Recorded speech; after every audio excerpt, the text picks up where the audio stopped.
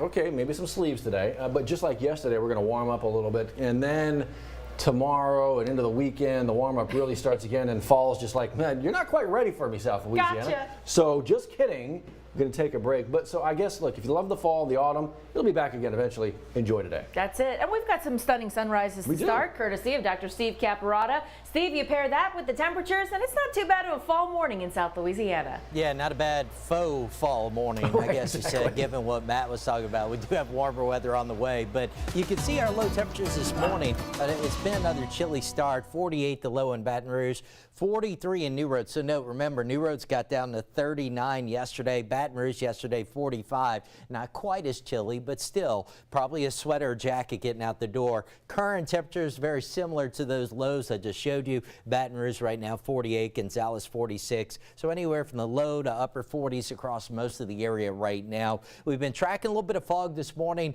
mostly closer to the coast. Patterson, quarter-mile visibility. New Iberia, 2 miles, but most of us closer to Metro Baton Rouge doing just fine. Clear view, no visibility issues over downtown Baton Rouge right now. That's our Sky 9 camera brought to you by Our Lady of the Lake. So after a chilly start, temperatures will rebound nicely again today. Low 70s at noon, upper 70s to near 80, which is right around normal. Winds start to shift around to the south today. That's why things are going to start trending warmer. Storm system spinning up across the northern plains, upper Midwest this morning, has a cold front trailing from it. That front going to head down our way, but I want you to notice this.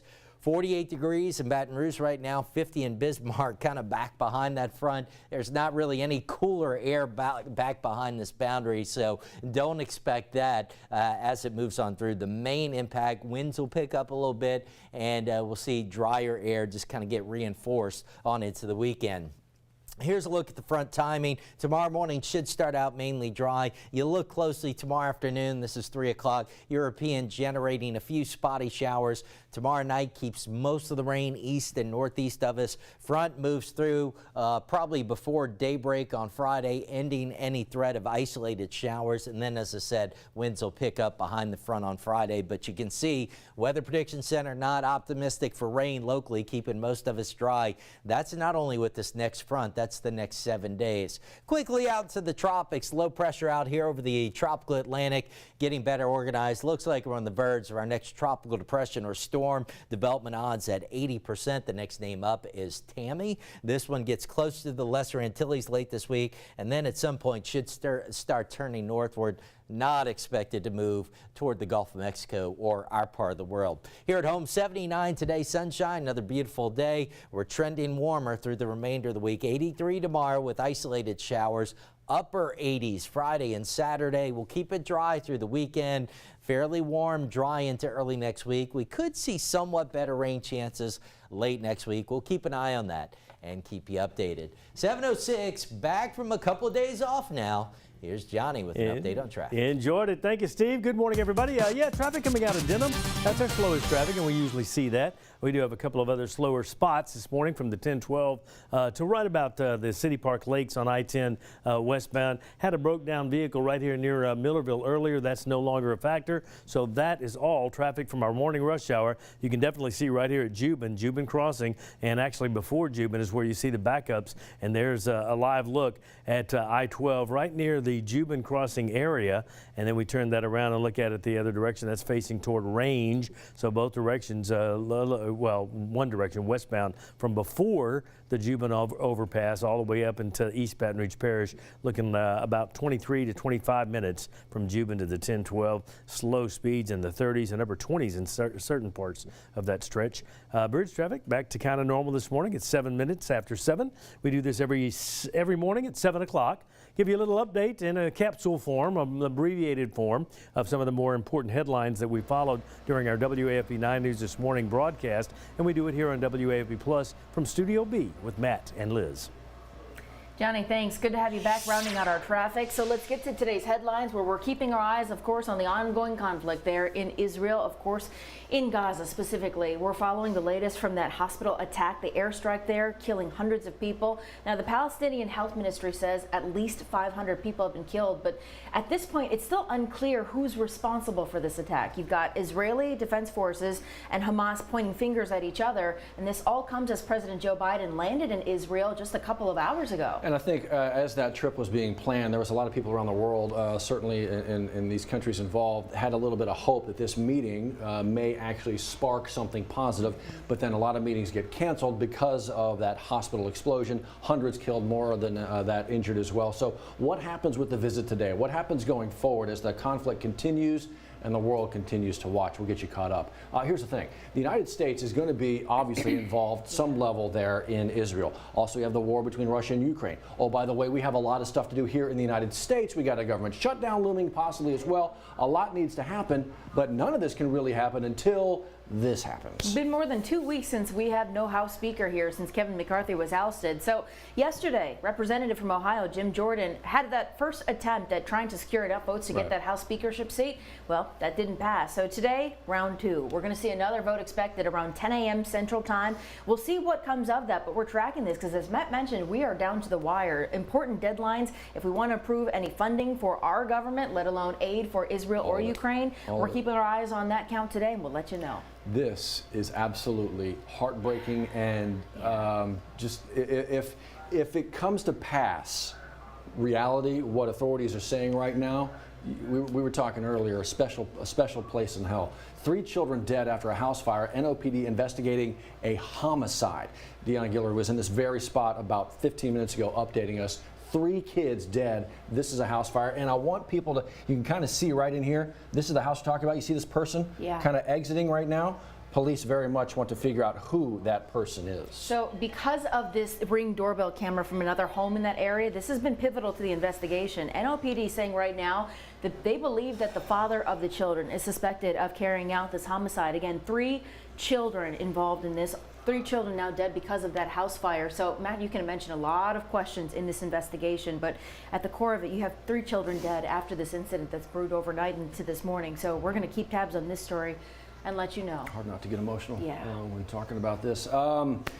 Committee tasked with helping Mayor Sharon Weston Broome find the next police chief, right? We've been talking a lot about this. We've known for a while that Murphy Paul would be stepping down. That's coming up quick in November. So who's going to be the next top cop? They want the community's input. They have a committee set to actually kind of vet and interview some of these folks. They want us involved as well. They met for the first time yesterday to kind of hone in on the process to see what that's going to look like. So on Friday, they're actually going to meet to figure out, okay, when can we interview these candidates? But they really want time to make sure they can thoroughly vet these candidates, look through their records, look through their resumes, look through any internal affairs documents on any of these candidates. And they also want to hear from you. They want you to weigh in on this process too. So you actually have an opportunity to email in your questions. You're looking at the screen right now, BRPD Chief Questions at brla.gov.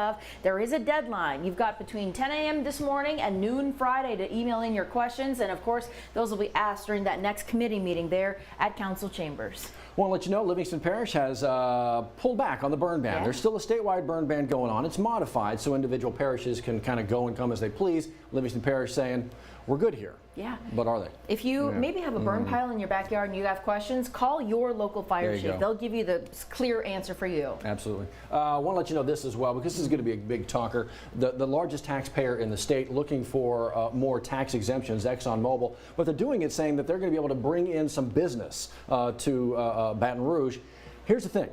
In order to do that, you got to get approval from the 3 taxing bodies in EBR, Metro Council, the school board, and the sheriff's office. Metro Council's already weighed in, saying yes. And so that leaves 2 now. Yeah, you got the school board that's meeting Thursday, tomorrow afternoon. Now, the sheriff says that he's going to act after the school board makes their decision, so we're keeping tabs on that. We'll let you know what comes out of that conversation. How about this? Want some pizza? Always good time for pizza. Yes. California Pizza Kitchen has a give back event tonight benefiting a very specific cause. NAMI Louisiana, you may have heard that before. It's the Mental Health Alliance of Louisiana. A great opportunity to give back and donate, dine out for a cause. Whether you have lunch or dinner, dine in or carry out, just mention NAMI NAMI to your server, or when you pick up your order, and they will donate 20% of proceeds today to NAMI Louisiana. What a great move. What a great move. I want to let you know about this as well. Free clothes closet setting up in Clinton. Now, this is for folks, families in need who may be really struggling right now, going through a lot. First of its kind there. Yeah, so this isn't just for people who, let's say, may have been displaced by a fire, or maybe who just are in a rough time right now. Think about,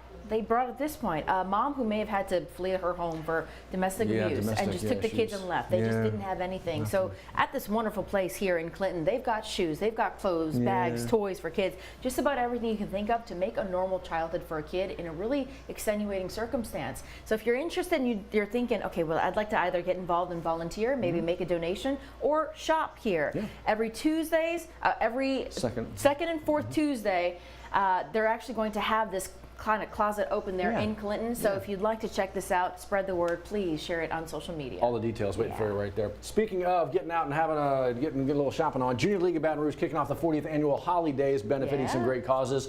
Where do I go for tickets? How about the website? We actually have that pulled up for you here. So you just go to juniorleaguebr.org and you can't miss it. They've got holidays right there on our website.